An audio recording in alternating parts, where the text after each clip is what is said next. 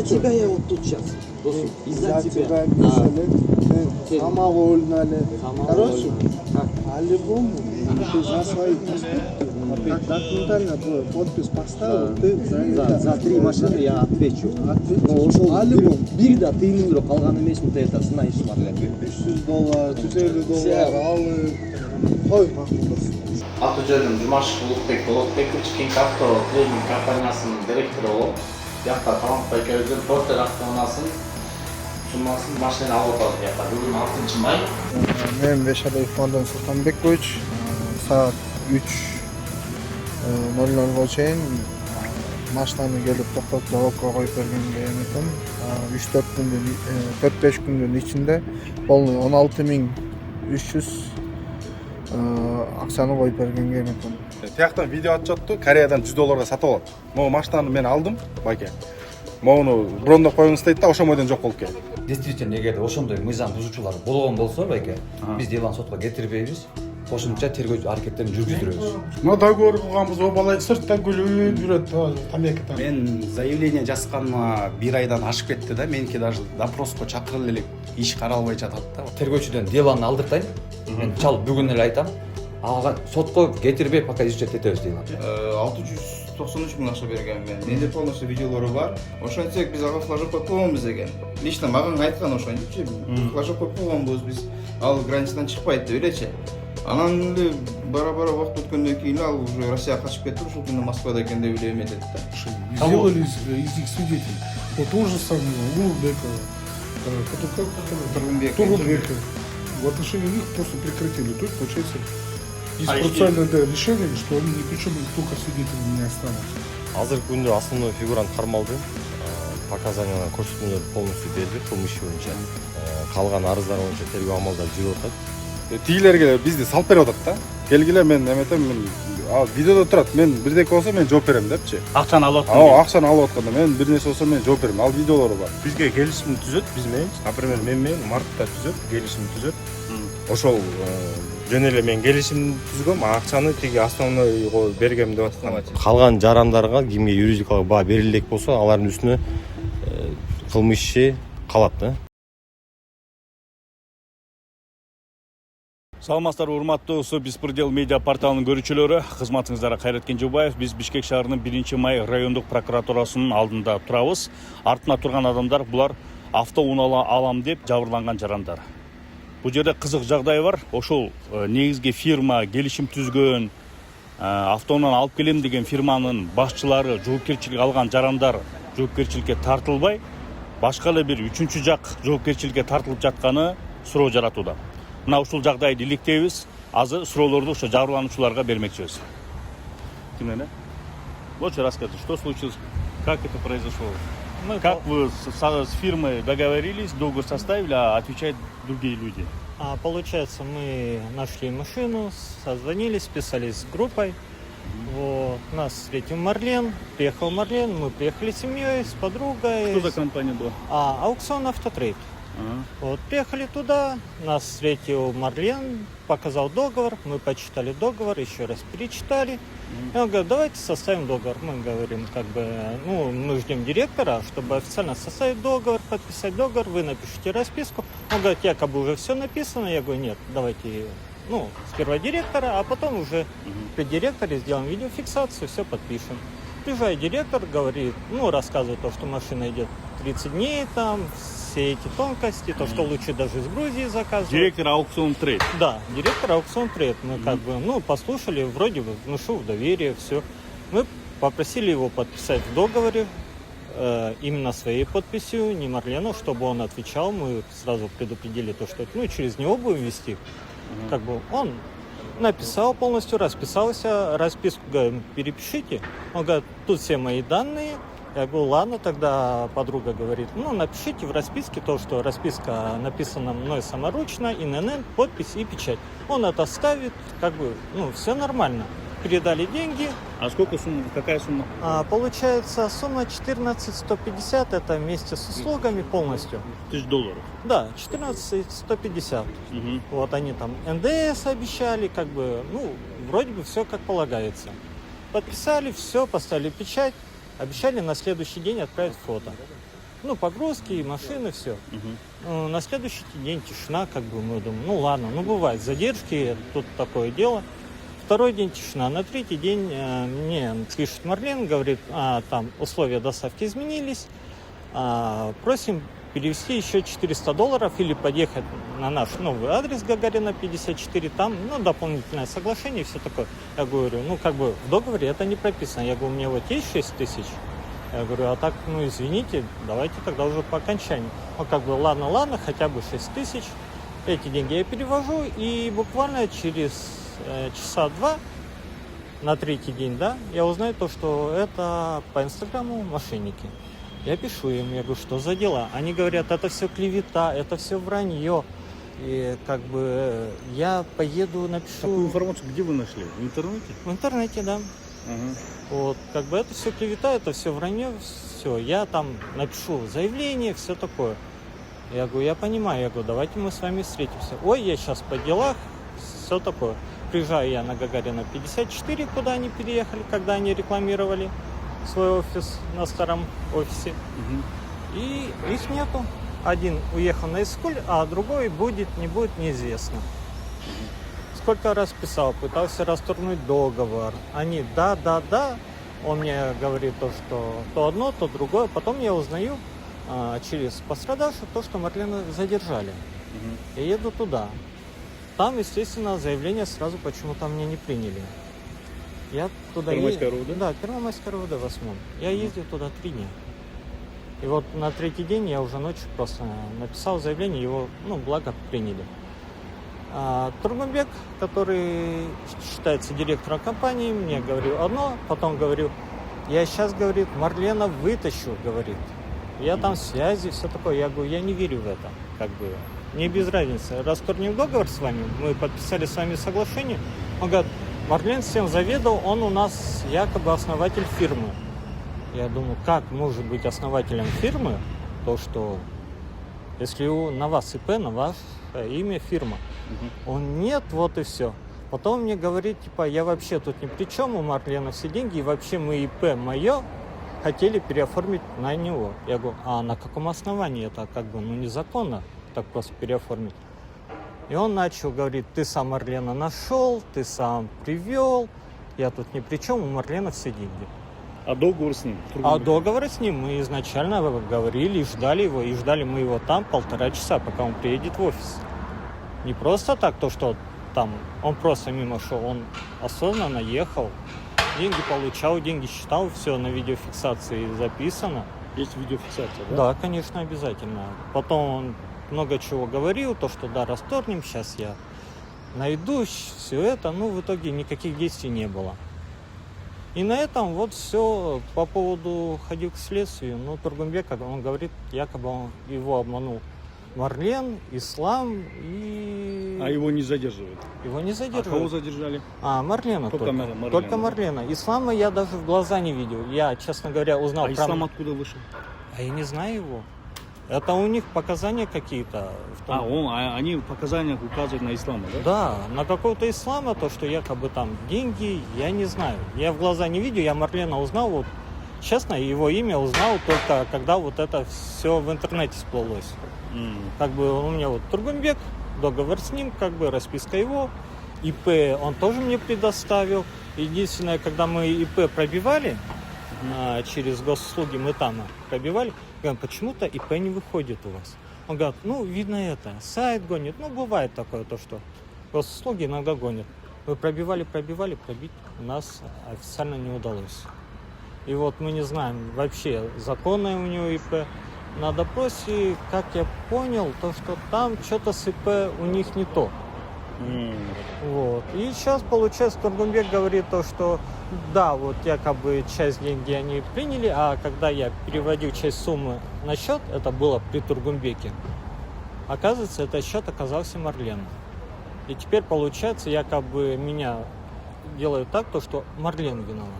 Ну а при чем тут Марлен, если договор мы заключали с Тургумбеком? Мы изначально ждали его, мы изначально говорили. А сейчас, получается, он на свободе, его обманули, а он, получается, меня обманул. Но если он обманул, ну пускай он пишет, ну выдаст мне, допустим, сумму, которую я ему оплатил, и пишет там на Марлена заявление, на Ислама, если его обманули. Пусть сам разбирается. Да, пускай сам разбирается, я-то тут при чем? Деньги-то передавали 14.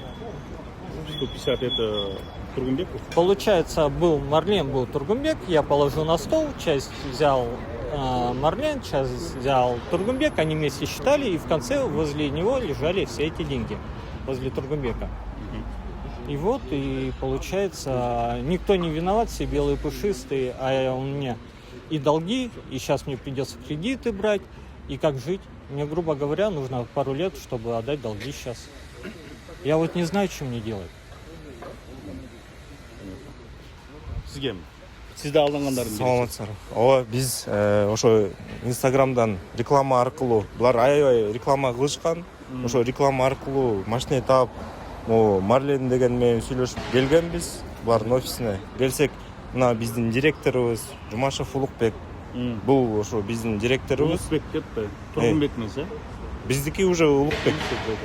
Анан Улукбек договор түзүп, ошо мына биз жоопкерчиликти өзүбүзгө алабыз, юридический жоопкерчилик өзүбүзгө алабыз деп.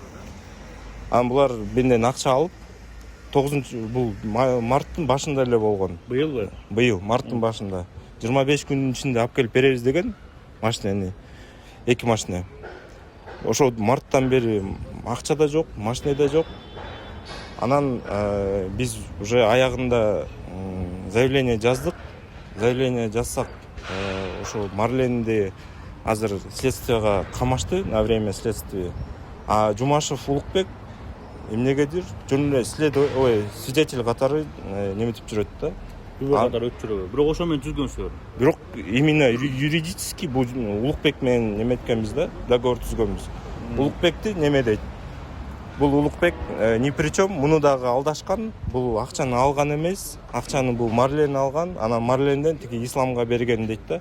А хотя Улукбек, получается, если алданган болсо, ал билбеген болсо, мына майдын аягында булар менен буларга уже жаңы договор түзүп, жаңы машина кийин башка алдангандарга марттан кийин уже майдачы. А хотя мен Улукбекке чалып айткам апрелде эле. Улукбек эмне болду? Мына силер акчаны, машинени алып келип бермексиңер. Же машинеден жок, же акчадан жок. Эмне болуп атат десем, мен хорошо мен билейин деген. Ошондон бери андан кийин акча бербей туруп, уже буларды жаңы немелерди алдап, уже неметип кеттиптир да. Могу укук коргоо органдары прокуратура муну көрбөйт абы. Эмнегедир свидетель катары жүрөт да. Бул какой-то эме договор түзүп, сизди алдап кеткенден кийин май айында кайра арадан 3-4 айдан кийин башкалар менен түзгөн. Уже башка жаңы башкалар алдаган адамды. Майда уже 4-5 киши, жалгыз эмес. Булардан жабыркагандар 1-2 киши эмес, 10дон ашык, бир 12-13 киши экен да, заявление жазгандар.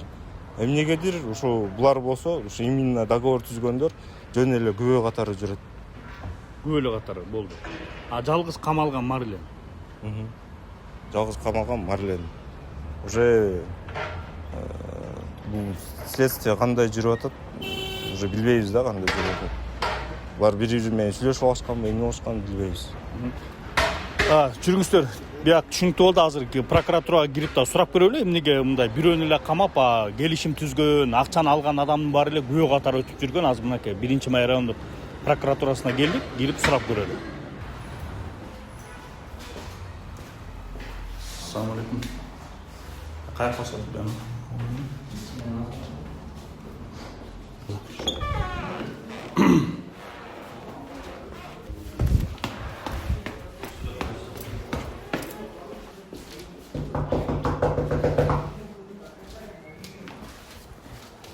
Az geldik. Prokuror Toktogонов Бактыбек Шембекович дейт. Алдыда киши жолугушат, такылдатып берип атабыз. Төлөбек уулу Бектур дейт, орун басары. Мункуда жабык болуп турат. Посмотрите, сейчас сколько времени? Это сейчас рабочее время, да? Азыр 10дон 14 өттү, бирок прокурор да жок, прокурордун орун басары да жок экен да. Сурайлычы, балким биз жакка чакырышканбы? Ким бар бу жакта орун басары? Салам алейкум. Журналисттер келди эле, жабырлануучулар менен. Прокурор да жок, прокурордун орун басары да жок да. Каякта? Азыркы учурда прокурор бизде азыр өргүдө. Өргүдө? Өргүдө чыгып кеткен отпускта.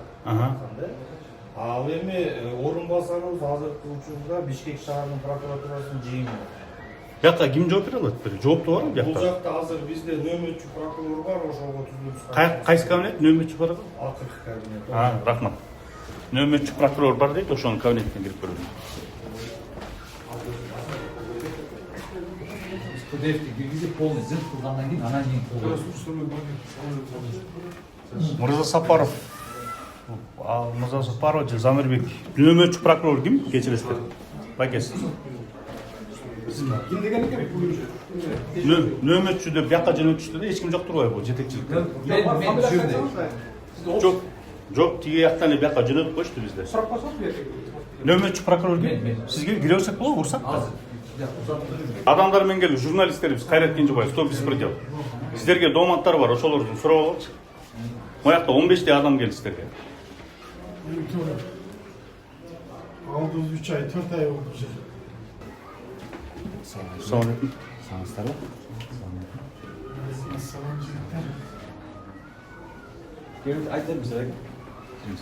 Сиз ким болосуз? Замирбекпи, Кадыркулов, а? Жок. Башкасы бар. Биресиздер, жабырлануучулар.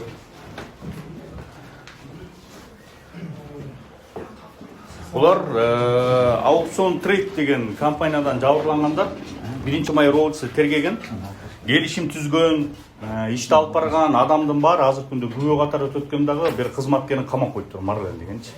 3-4 айдан бери жүрөт. Алды февралда алданган. Бирок аларга эч кандай тиешеси жок десе, майда эле ошол адамдар кайра башка адамдарды алдап атат да. Бүт барам мисалы машина алып деп алдангандар экен. Анан неге ошол бир эл адамды камап, келишим түзгөн, расписка жазып берген, тил кат жазган адам камалбай жүрөт да бүгүнкү чейин күбө катары ошол вопрос болот, суроо. Эмнеге ошондой болуп атат? Неге тергөөчүлөр ошондой иштеген? Сиздер ошого жол бергенсиздер. Биз азыр кайсы кылмыш иш боюнча экенин тактап билебиз. Адвокаттар уруксатпы? Нурлан Токтолиев. Договорlarımızdan var. Sıçra görmez. Биз азыр мындай кылайлы, байке биз кылмыш ишти тактап билип сурап. Кайсы кылмыш иш, кайсы тергөөчү эмиттен ошо маалымат берип коесузбу? Мына бүт иштер барбы? Stanlıy'ın bala. Суранев Руслан. 8 гол. Кылмыш иштин немеси бар, номерлери? Договорlarında. Bulgamda. Жок, кылмыш иштин номери. Var. Бербейсиздер O kopyasını yok. 13.02.2016 Азыр мен жазып алайынчы. Келсең айтат да.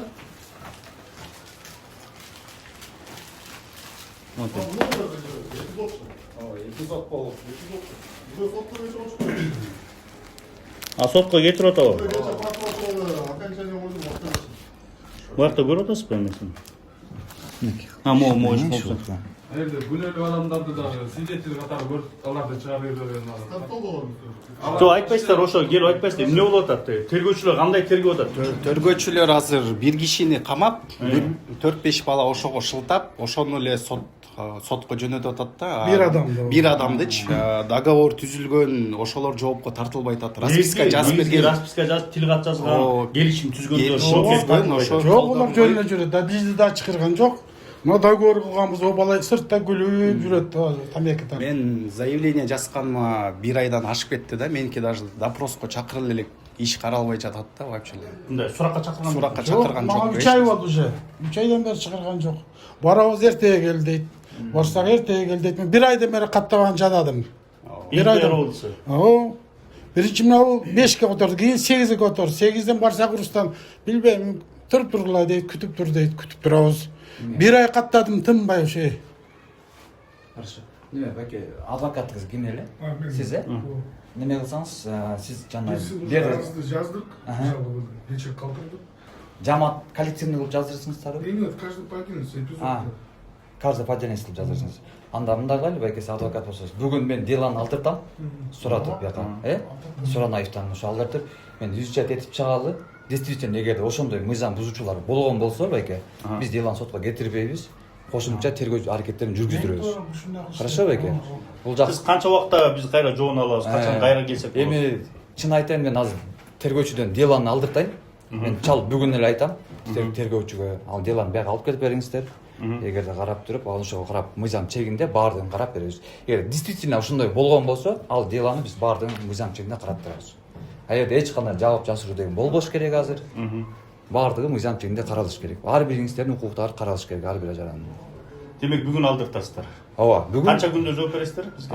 Эгерде официально арыз жазган болсоңуз, адвокат өзү билет, 14 жумуш күнүнүн ичинде жооп берилет. Бирок ага карабай биз тектештирген аракет кылабыз. Ошол убакта сотко кетип калбайбы адамдар чыгып ар бир мисалы.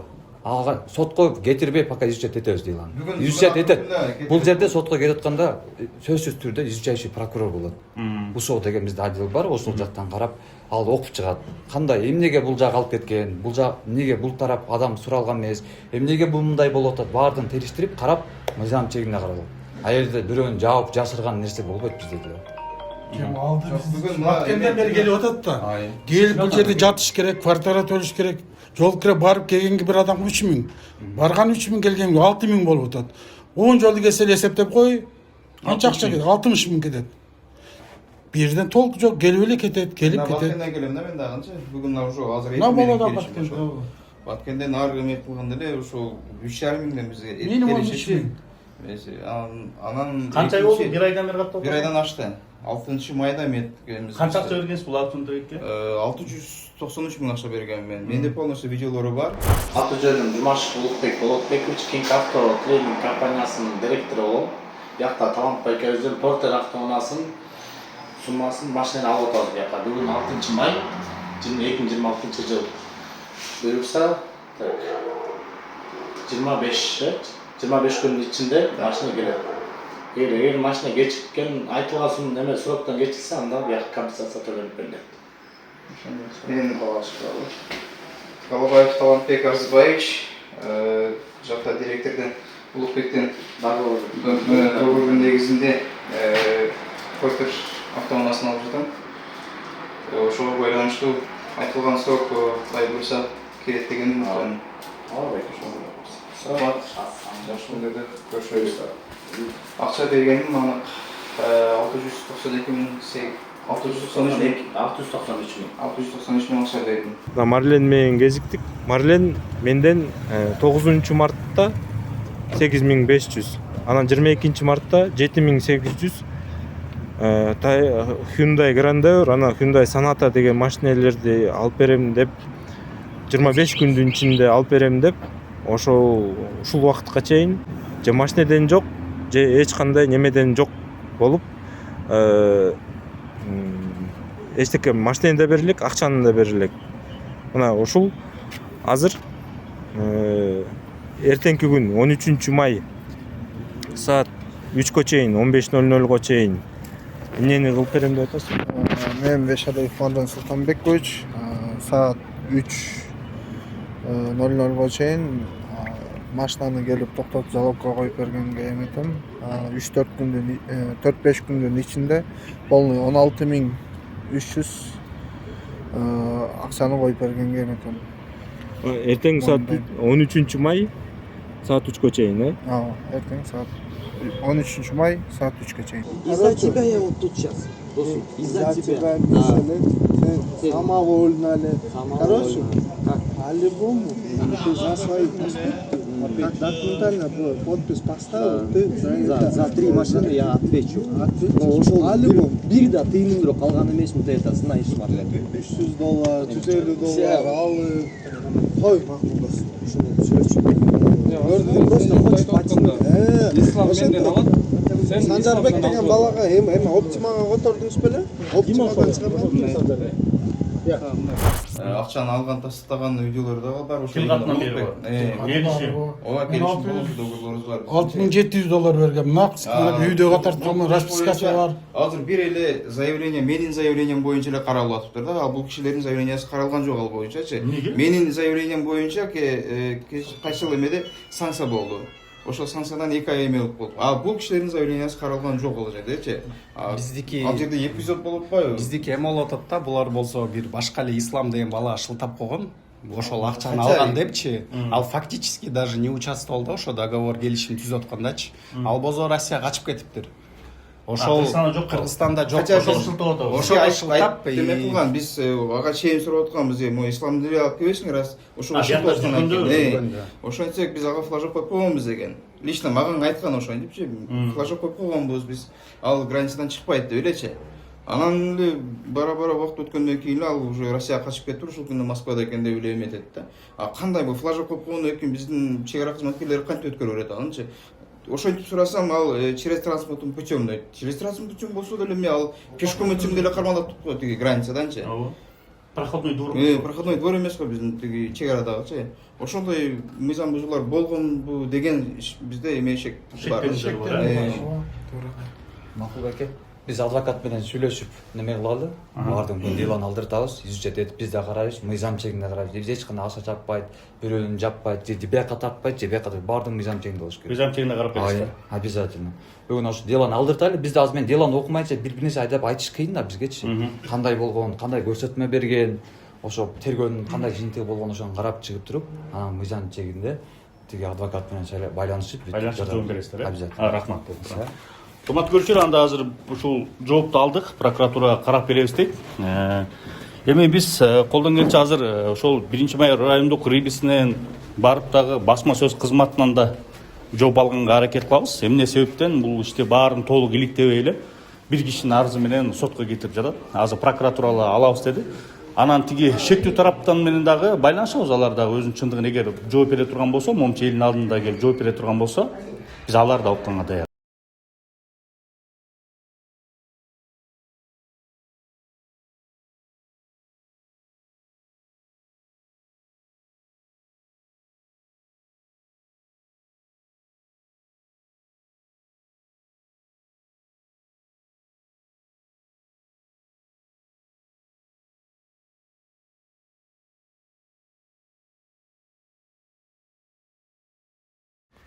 Урматтуу прокурордун орун басары, аты жөнүңүз ким болот? Турсуналиев Марат, 1-май район прокурорунун орун басары. Марат Турсуналиев мырза, буякта аукцион трейд деген компаниядан жабырланган адамдар бар.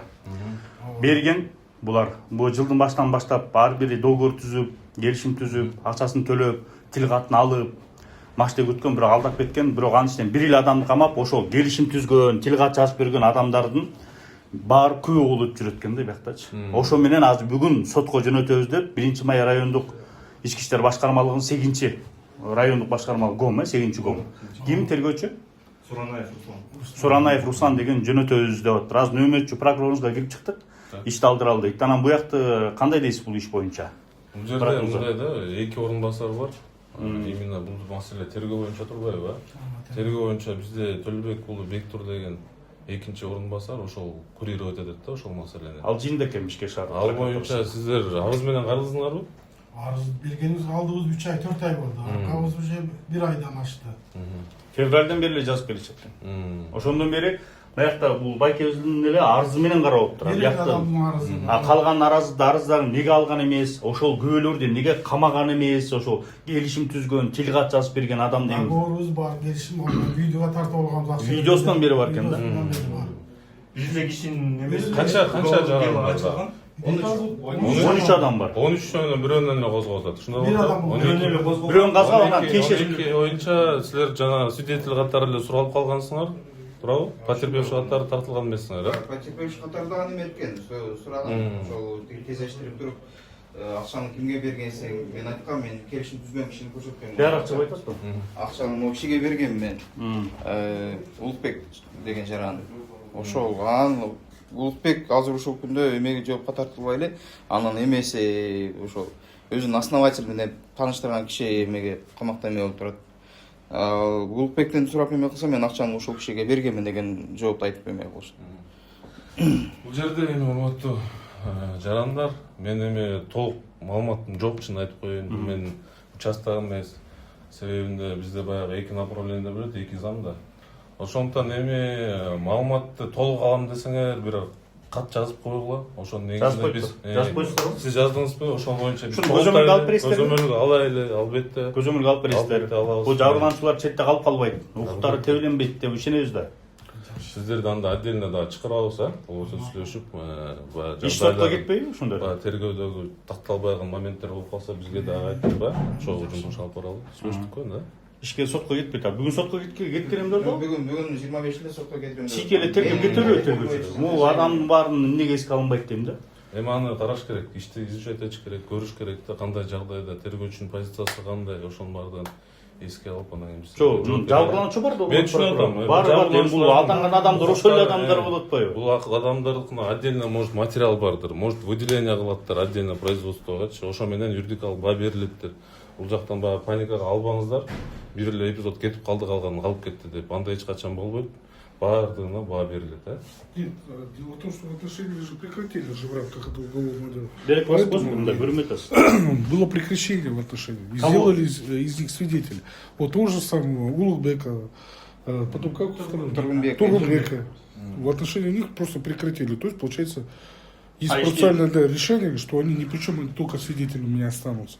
А сделали виноватыми только вот этих посредников. У вас сколько подзащитных? У нас получается 13. У вас все вы защиты, да? Вы к нам обращались? Да, вчера обратились.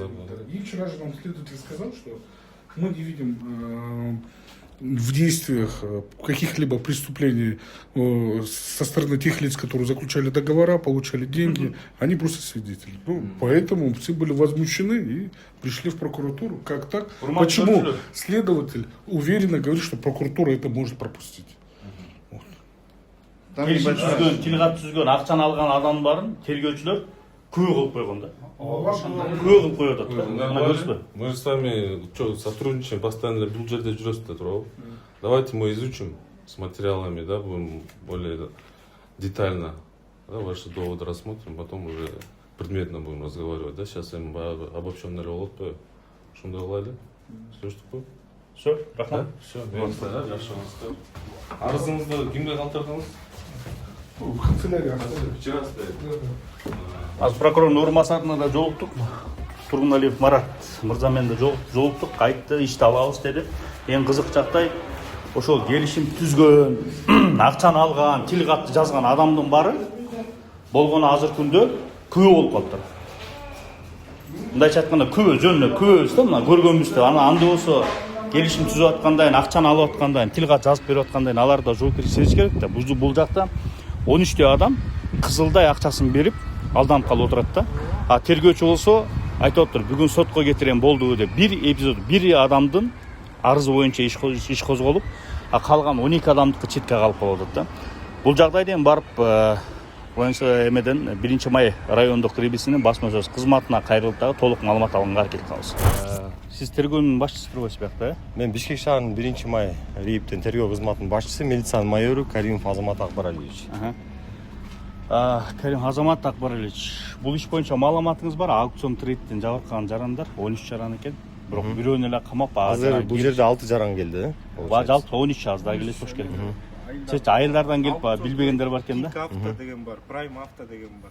Ошондон жабыркагандар экен да. Ошо боюнча сиздердин 8-комдогу тергөөчүңүздөр иши алып барган экен, бирок бүгүн сотко кетирем деп буяктын эле иши менен каралып турду. 650 миң сом бергенсизби? Ошол буяктын эле иши менен каралган. Так, азыр келди. Ошону эң нерсе айтып кетейинчи, жанакы келишим түзүп, акчаны алып, тил кат жазып берген адамдын баары эме болуп калыптыр, күбө болуп калыптыр да. Ошого нааразы болуп чыктылар, эмнеге күбө болот депчи. Биздин арыздар боюнча эмне каралбайт деп атат да. Азыркы күндө основной фигурант кармалды. Показанияны көрсөтмөлөрдү полностью берди кылмыш иши боюнча. 6 кылмыш иши боюнча азыркы күндө соттук кароого кылмыш ишин даярдап жатабыз. Общий 10 факт боюнча арыздар түшүптүр бизге. Калган арыздар боюнча тергөө амалдары жүрүп атат. Бардык юридикалык баа берилет, толук кылмыш иши боюнча.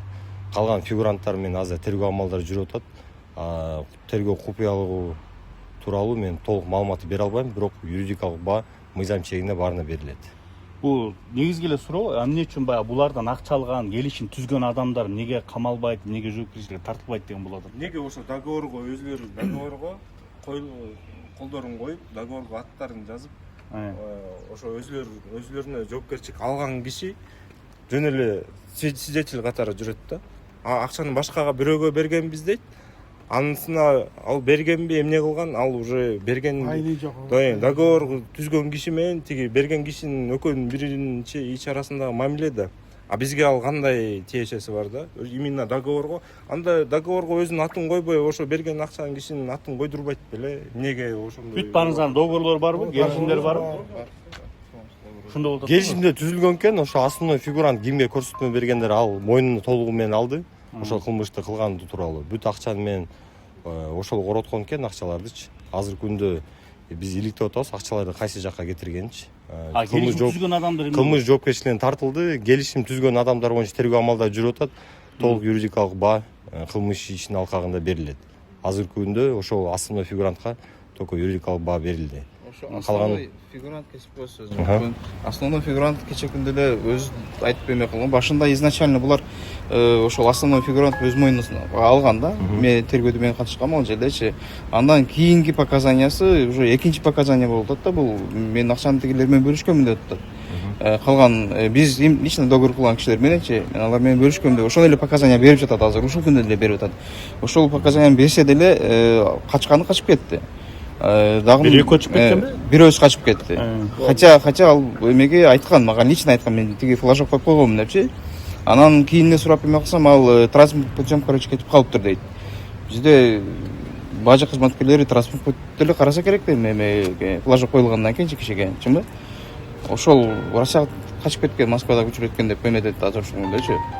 Бул бизге флажок койгонбуз деп туруп, анан тиги ошол эгерде ал жарандын тиешеси кылмыш ишине бар болсо, аны болсо ошол розу жарай алабыз да. Основной фигурант ошол эмеге кишиге дагы эме показания берип жатат да ошол күндөчү. Ал киши менен эле биз Кармалган адам, силер мисалы кармалган адам, азыр камакта жаткан адам, убактылуу камакта жаткан адам, жана силер келишим түзгөн адамдарга да көрсөтмө берип атабы? Ошо берип атат.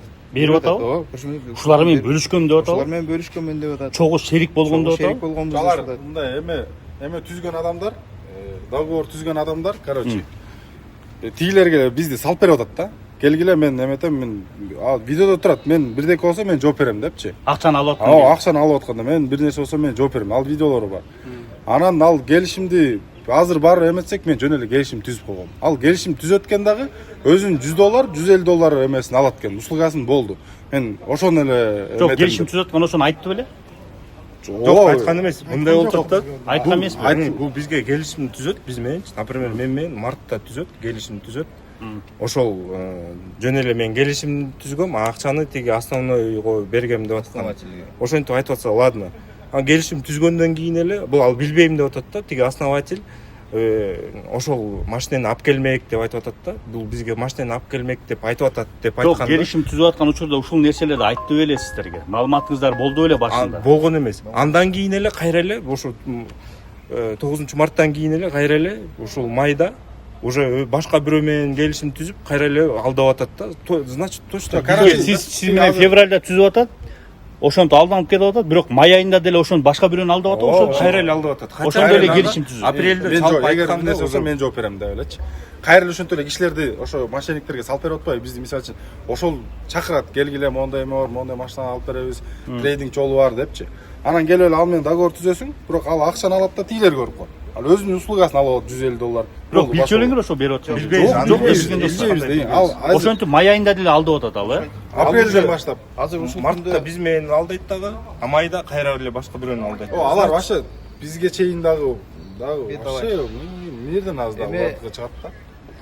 Основной фигурант азыр ушул күндө абакта убактылуу абакта турган киши менен жеке сүйлөшкөнүмдө мен сурадым да, акчаларды эмне кылдың, мачыгалы айтчы деп сурап эметсем, мага айткан, мен биринчи шопкасын бирге кигизгем деп элечи. Ал жака Кореяга акча чыкканбы деп эметсем, жок, Кореяга акча чыккан эмес деп өз сөзүндө айткан. Бир тыйын дагы Кореяга акча чыккан эмес экен, могу жабыркаган кишилердин арасында. Булар эме кылган. Булар акчаны алат дагы, тияктан видео отчетту Кореядан $100 сатып алат. Могу машинаны мен алдым, байке.